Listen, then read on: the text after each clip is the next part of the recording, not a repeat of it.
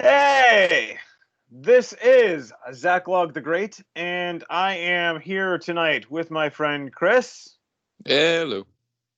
and also with Nate. And Nate's Soup. I apologize in advance for our viewers. I have not gotten to eat today. This is the first chance I have. And we are getting together tonight to talk about, appropriate for upcoming Halloween, Edgar Allan Poe's The City in the Sea.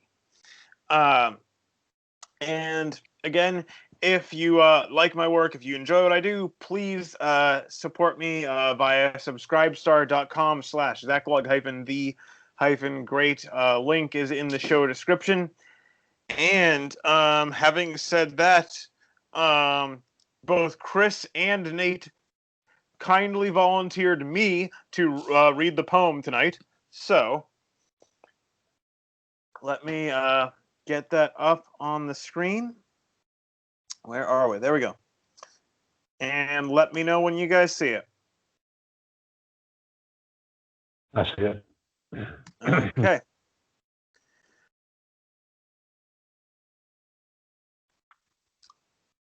All right. The City in the Sea by Edgar Allan Poe. Lo, death has reared himself a throne in a strange city lying alone far down within the dim west where the good and the bad and the worst and the best have gone to their eternal rest.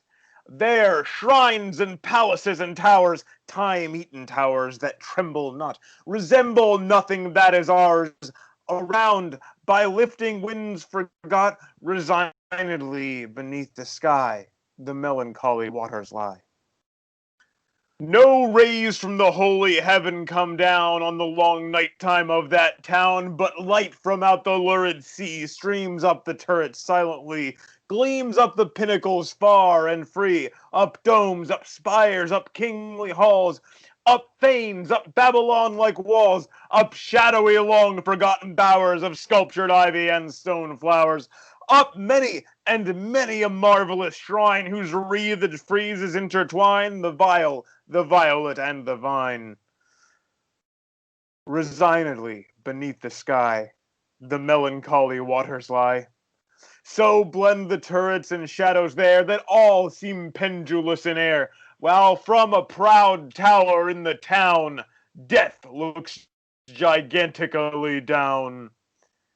There, open fanes and gaping graves yawn level with the luminous waves, but not the riches there that lie in each idol's diamond eye, not the gaily jeweled dead tempt the waters from their bed, for no ripples curl, alas!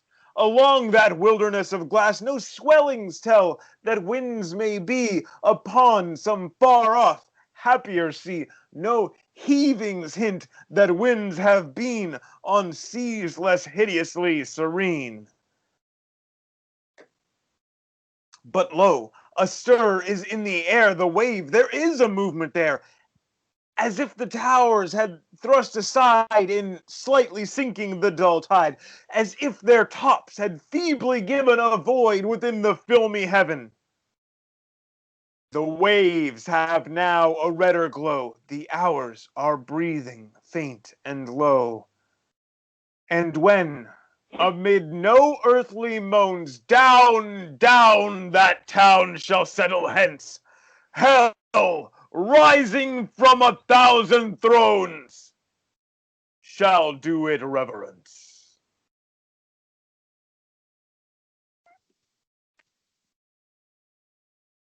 So, Chris, would you like to start us off? Yeah, so in general, like most of the poems you pick out, like it's very good. I quite enjoyed it. And I do like Edgar Allan Poe particularly.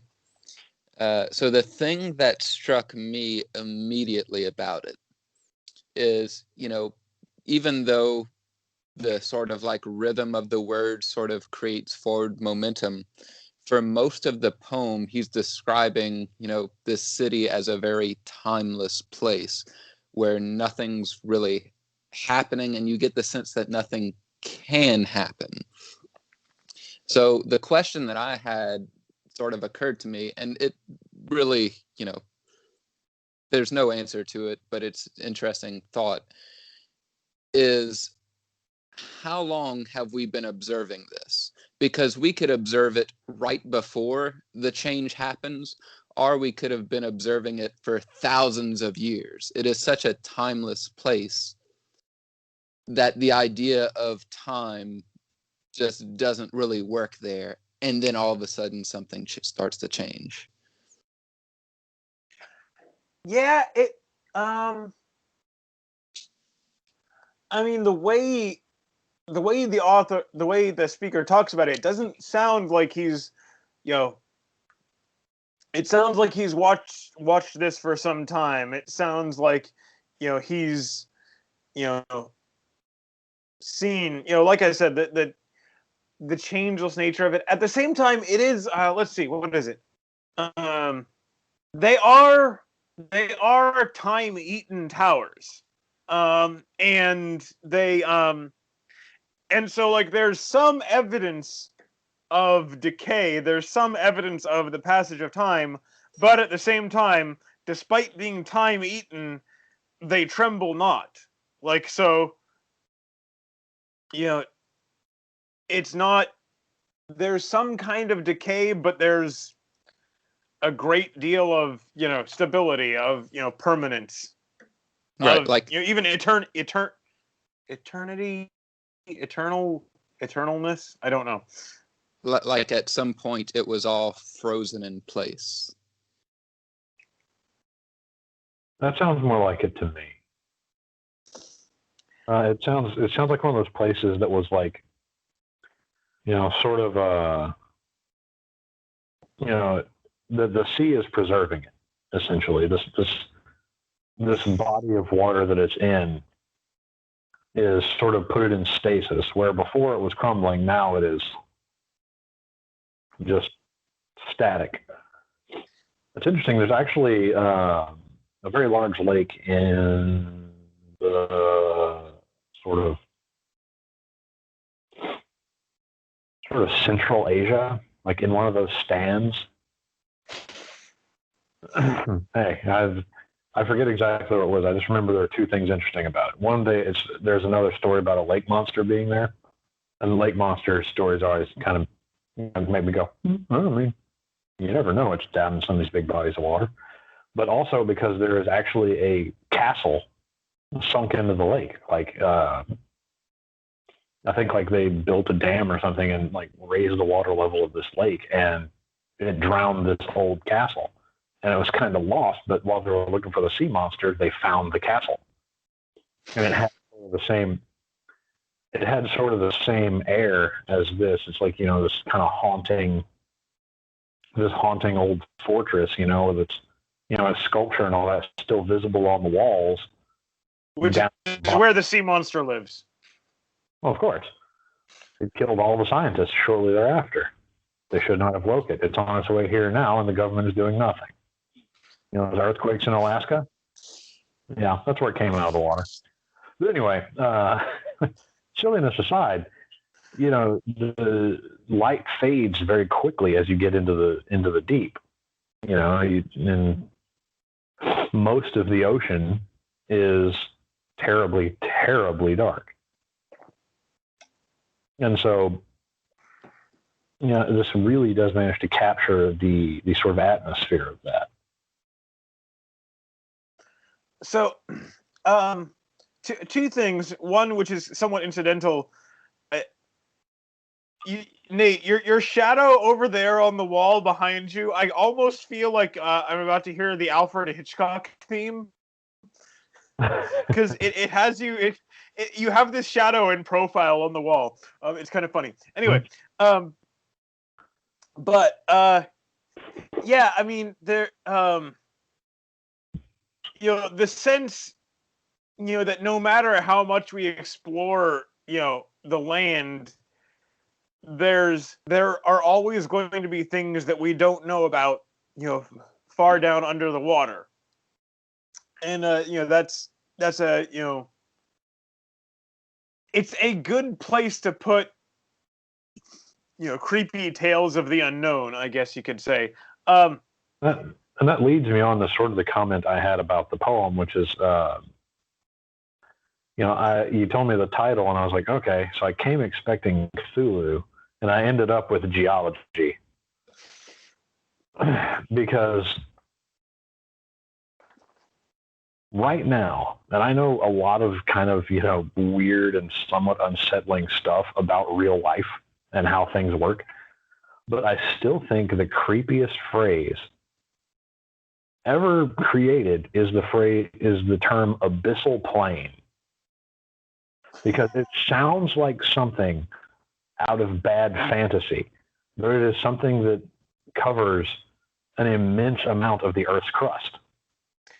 Well, it sounds like a level out of a video game, like one of the not the last level. That's probably something worse, but like one of the lower levels of Diablo is the abyssal plain. Right. Or it's a place that you fly to, like, just really bad spots. But anyway, if you're flying southwest. Dun, dun, dun. Yeah. But anyway, if you go out to like the middle of the oceans, right?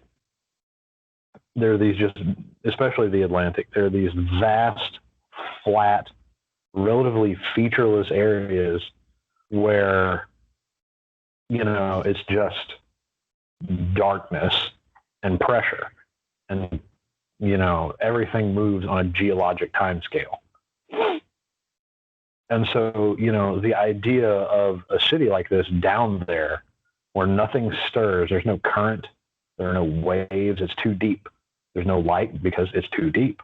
It's just so far down. The time doesn't seem to pass, and it just sort of gets scooched over at imperceptible slowness until you reach a subduction zone where the crust is being folded back under itself.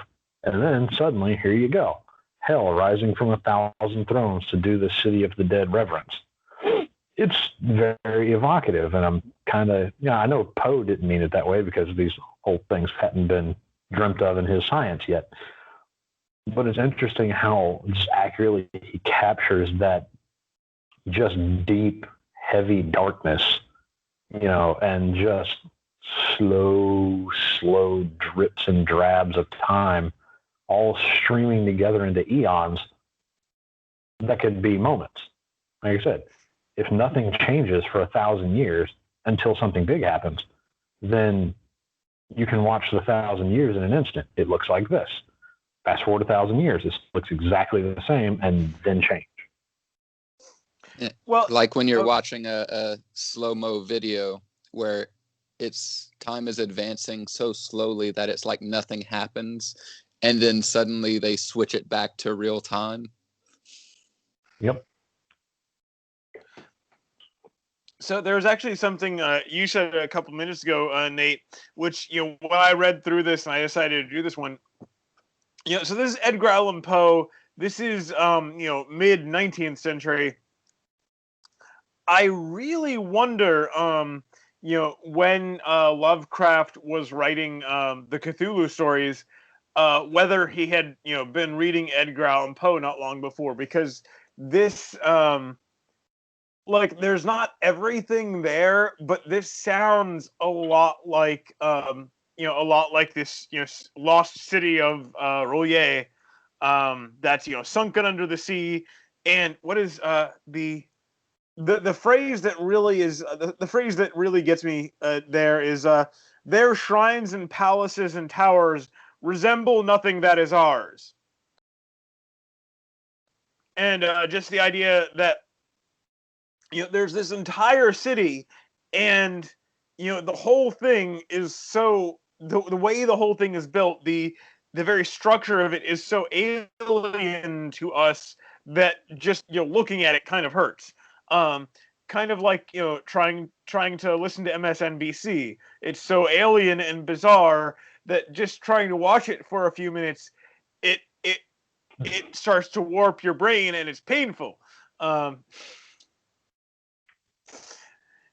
Savage. Now, Sorry, we're just a few days before the election. I really couldn't help that one. I'll try not to do that too much. Now, one thing I feel like I'm on a different wavelength from y'all. I didn't get the sense that the city was underwater yet. Yeah, well, see, when I first read it and while I was working on it, at first I was thinking it was underwater. Like that was the impression I got. I think partly from the title, it's the city in the sea. But yeah, there's what is it? Let's see. It could be. There are open fences and gaping graves on level with the luminous waves. Yeah, and so it's island, but just like I said, the deep, the sort of like Right. just heaviness of it, I can't shake the underwater idea. Right, and I do think that's what he was going for. But yeah, it sounded like it was already underwater, and I was like, wait, I didn't get that at all. And I thought there might be something wrong with me because I'm like, well, it is the city and the sea. yeah, no, I'm with you. It could be both.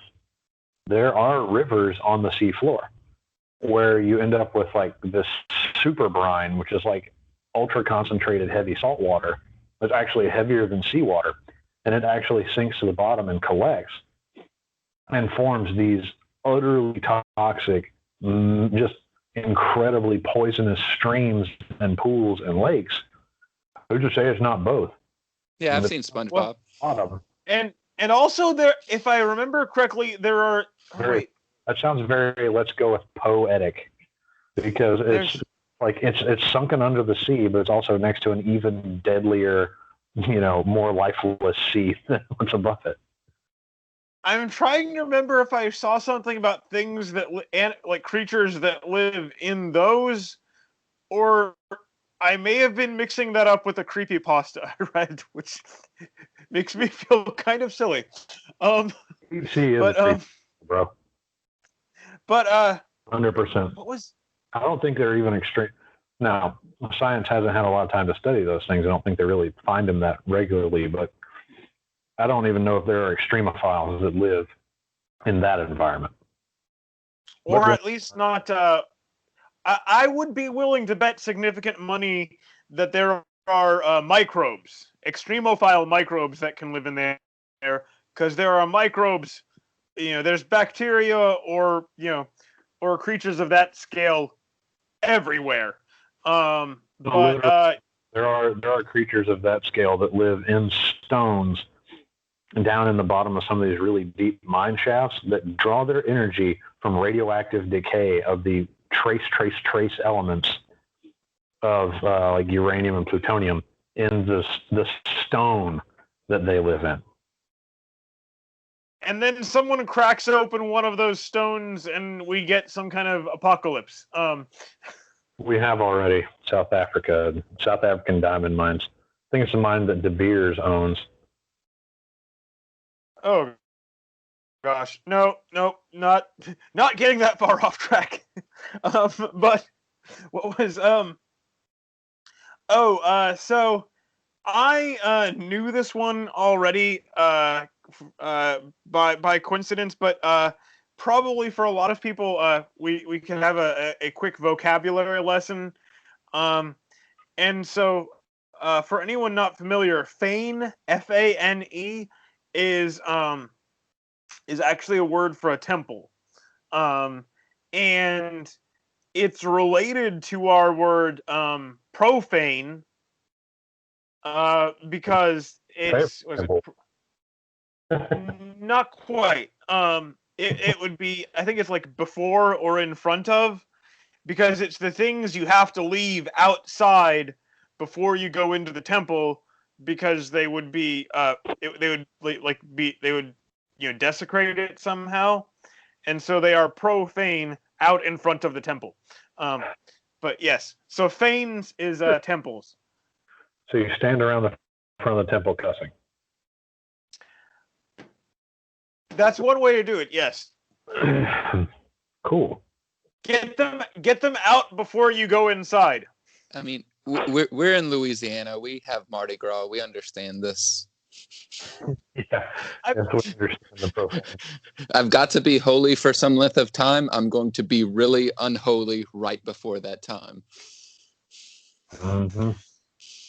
Well, guys, that's really not how that's supposed to work. Come on. You're looking for improvement, not to keep the average. I mean, you do have to, like, in terms of human nature, that is pretty much how we tend to act, though, so I don't know. But what's it? It's like moral balancing or something like that. When you feel like you've done something, when you feel like you've done something particularly good, you kind of tend to give yourself permission to do something you know you're not supposed to. Yeah. Except in this case, you're already counting on it before. It's not like, oh, I was good for so many weeks, now I'm going to be a little bad. It's like using it as an excuse. But again, this is the dominant culture here, like it or not. Yeah.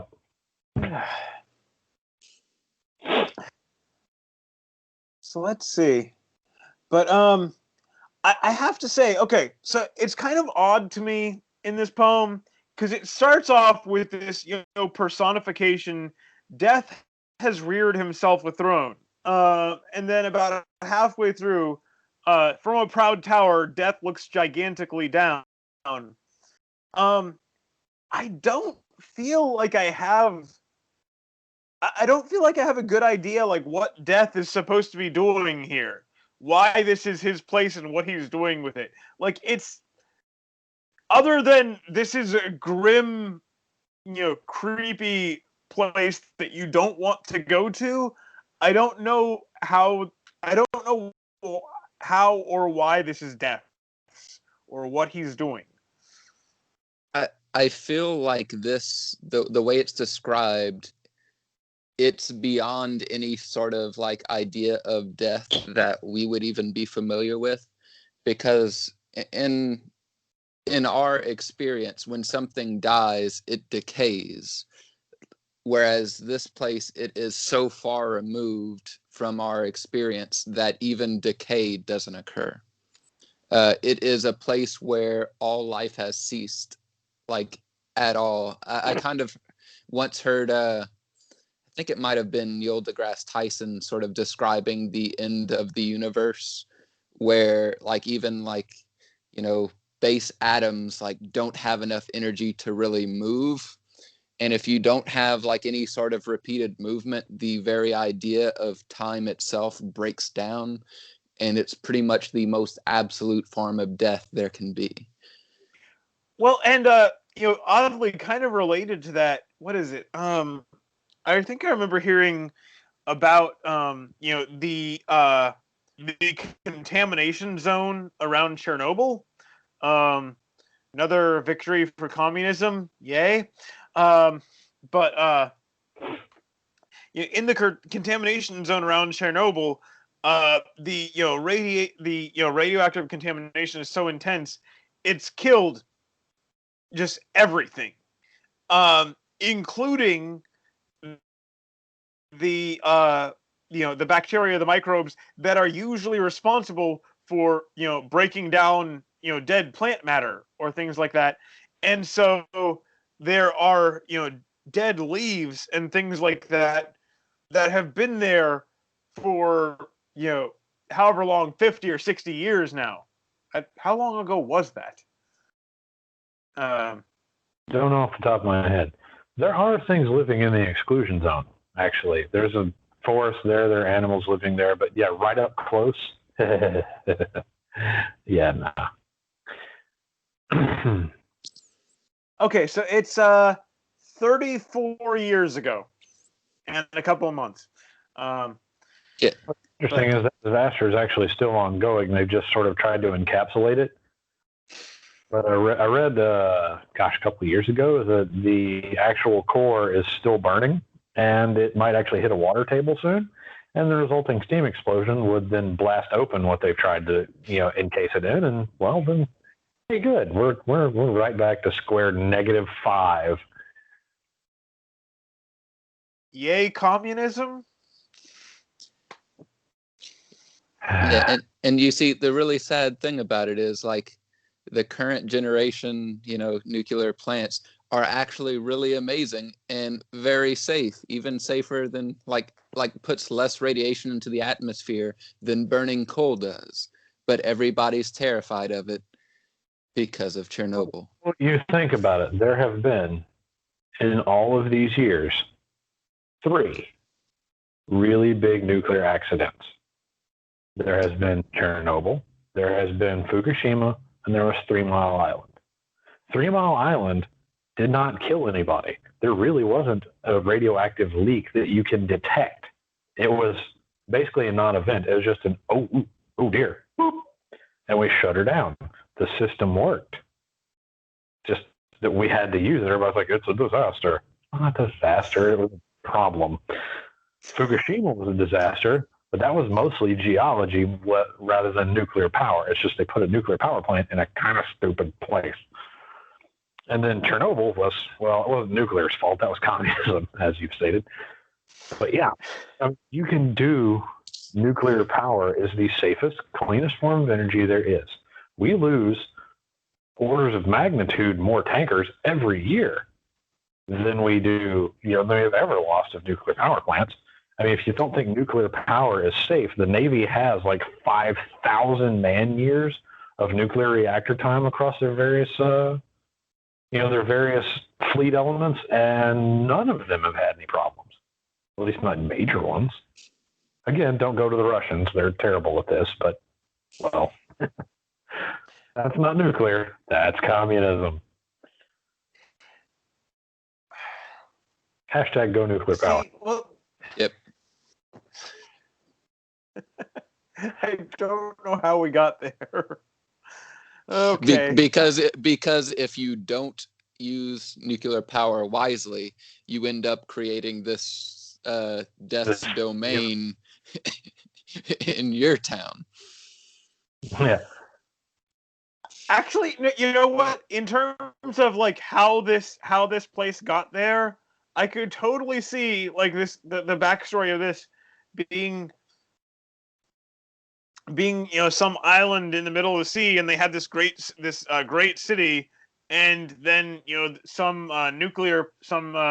carelessly run nuclear station went Chernobyl, and they had to abandon the whole place, and that's why it is so empty, and that's why nothing is changing. And that's also where Cthulhu will come from.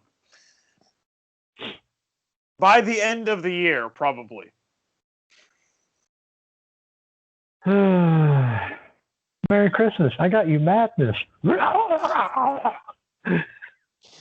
Ja, Cthulhu of Tagen. I'll have to look up another Lovecraft poem. I am impressed with Poe and how, like I said, I've mentioned this before, just the sense of weight, just depth and time and utter stillness. I understand why he set death in this place, because it is literally lifeless. And that's what death is. It's the end of life. So he is in a place where there's just none. Well, and it's also besides, if he's he's eventually going to have to end that life. And do you really want to hang out at work all the time? And also, along with the lifelessness, it's not just that there's no life there. Like even the ocean around this is somehow still. Although I will say, it appears to me that Poe had a mistaken impression of why we have waves. it seems like he thinks that winds cause the waves, which is not how that actually happens, if I understand correctly. And Not some waves, but many waves. Wind does have an effect on the waves. Wind doesn't pile up tides, but it does affect waves. okay, I do not know enough to either agree or disagree. I Well, I'm sure. I abstain from this one. I'm sure by internet law we will round up a random oceanographer who's gonna be like, "Y'all are all idiots." We're gonna like, "Oh, well, I'm sorry, we're literary people."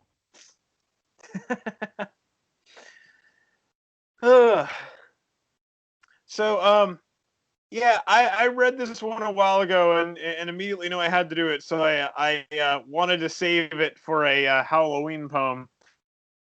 At the same time, other than, like I said, I really wonder if H.P. Lovecraft was reading this not long before he started writing the stories of the story, the Call of Cthulhu.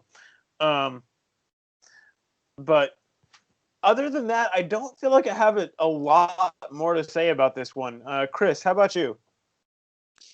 Not particularly. I feel like he had a specific, mood he was going for, and everything was geared specifically towards creating that mood.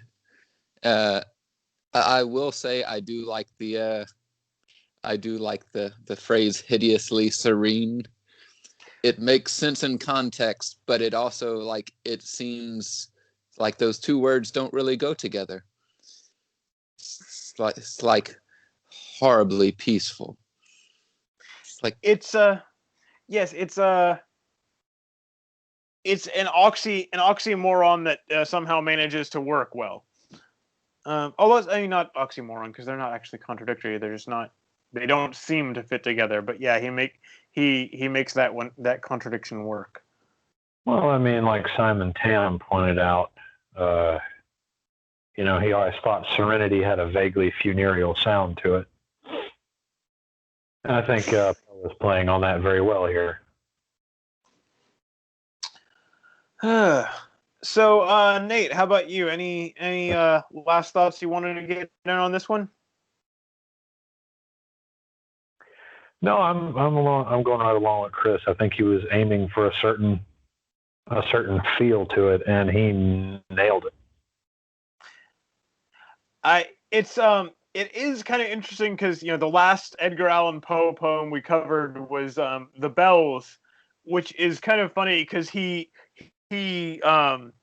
successfully shifts through several moods in that one, whereas this one he just hits one note from the beginning and stays on that. So, well, okay, not completely, because he does set it up to be very lifeless and dreary, and then it gets worse. Yeah. Creepy, dead, dreary stillness, and then it got worse.